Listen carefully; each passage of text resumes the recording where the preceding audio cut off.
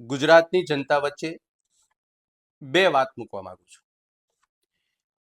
એક કે ભાજપાની સરકાર અને ભાજપાનો સમૂળગો પરિવાર સોમનાથ સ્વાભિમાન પર્વની ઉજવણી કરવા જઈ રહ્યું છે.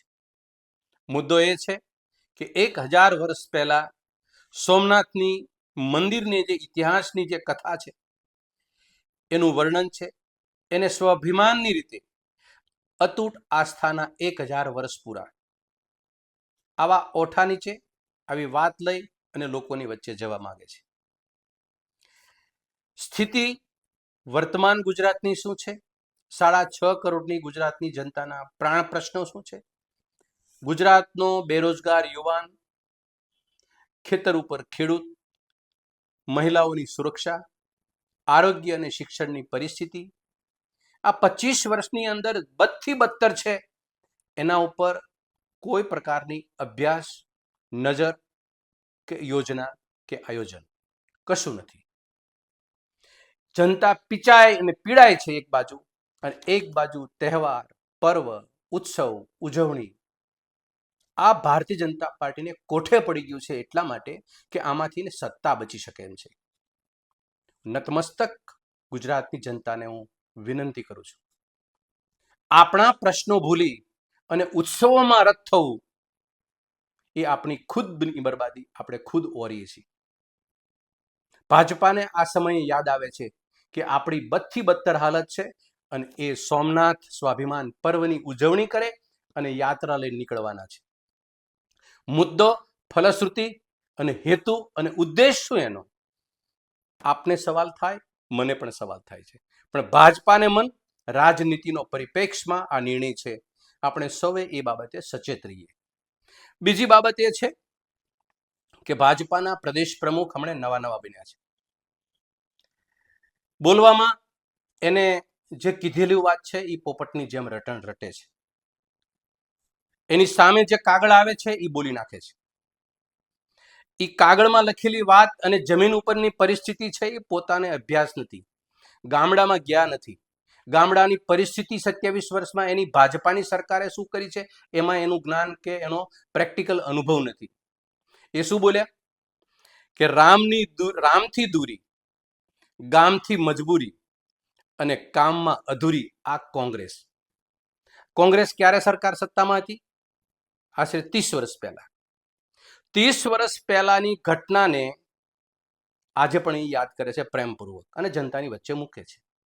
પણ 28 વર્ષની અંદર સરકારમાં બેઠેલા સરકારના બાબુએ, સરકારના તંત્રે, સરકારે, એના આગેવાનોએ, ભાજપાના પક્ષે, એના મોટા મોટા નેતાઓએ આ ગુજરાતની કેવી બદથી બદતર હાલત કરી છે એમાં એનું ધ્યાન નથી. હું તમને દાખલો આપું. સ્વર્ગસ્થ કેશુભાઈ પટેલે ગોકુળિયા ગ્રામની યોજના મૂકી હતી. 22 સાલ આપને સૌને યાદ હશે.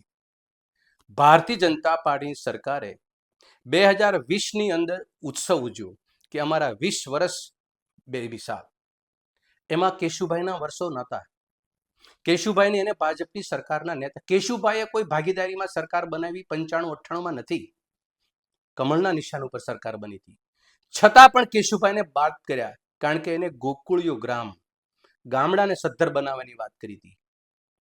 એ કેશુભાઈના ગોકુળિયા ગ્રામને પણ યાદ કર્યા નથી. અને શું કહે છે? રામ, ગામ અને કામની કોંગ્રેસ દુશ્મન છે. ગામડાની દુશ્મન કોણ છે? 27 વર્ષની અંદર બદથી બદતર હાલત ગામડાની કરી કોને? 6000 પ્રાથમિક શાળાઓ બંધ, તાળા કોને માર્યા? આજે દવાખાના ગામડામાં છે, ત્યાં દવા નથી, અથવા તો ડોક્ટર નથી, અથવા તો સ્ટાફ નથી. લોકો મોટા શહેરમાં આરોગ્ય વિષયક સુવિધાઓ મેળવવા માટે મજબૂર બન્યા છે. ગામડાની પ્રાથમિક શાળા કાં જર્જરિત છે, કાં શિક્ષક નથી, અથવા તો ત્યાં શૌચાલય કે પાણીની વ્યવસ્થા કે આરોગ્ય વિષયક સુવિધા નથી. બાળકોને ભણાવવા માટે મોટા શહેરોમાં લોકો આવ્યા. સૌરાષ્ટ્રમાંથી 1 કરોડ લોકોએ માઇગ્રેટ થયા અને મોટા શહેરોમાં સ્થળાંતર કરી નાખ્યું. ગામડાની ઉજવણી કરીએ અને સોમનાથ સ્વાભિમાન યાત્રા ને પર્વ ને અતૂટ આસ્થાના 1000, આ બધું શું છે? આ સમર્થમાન સમય અને તમારી વાતો ઉપર કોઈ તાલમેલ કે સુસંગત છે ખરું?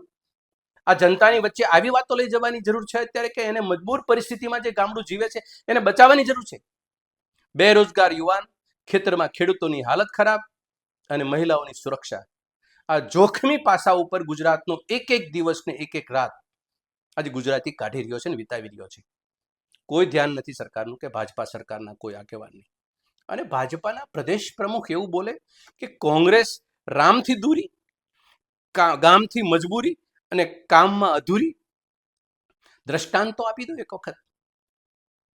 એટલે મારી ગુજરાતની જનતા વચ્ચે આ એક સીધી સાદી વાત છે કે ગામડાઓથી દૂર ગામજનોને કોને કર્યા, ગામડાઓની સુવિધાથી વંચિત કઈ સરકારે ગામડાને કર્યા, ગામડાનું આરોગ્ય વિષયક અને શિક્ષણનું માળખું છીનવી કોને લીધું, ગામના રોડ રસ્તા બંધ કરી અને ખરાબ રસ્તા પછી એની મરામત કોને ન કરી, ગામડાને અસુરક્ષિત કોને કર્યા, ગામડાનું રોજગારીનું માળખું વીખી કોને નાખ્યું, અને 1 કરોડ લોકો સૌરાષ્ટ્રમાંથી માઇગ્રેટ થયા એની પાછળના કારણો શું?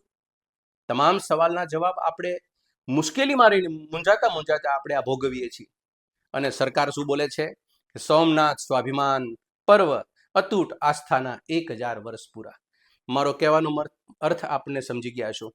આપણી પીડા એક બાજુ છે, પણ પીડામાં એનું ધ્યાન નથી માય બાપ બરાબર સરકારનું. આપણને ઉત્સવ ઘેલી સરકાર આપણને ઉત્સવમાં જોતરી રહે, આપણા દુઃખ દર્દને ખાલી આ ઉત્સવમાં જોડાય અને આપણે ભૂલી જઈએ અને સરકારી બનાતા રહે.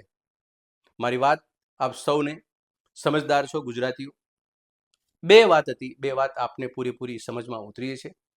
ઓળખીએ, નેતાઓને ઓળખીએ, આ પક્ષ 28 વર્ષથી કામ કરે એને ઓળખીએ અને યોગ્ય અને ઉચિત નિર્ણય ઉપર આપણે આગળ વધીએ.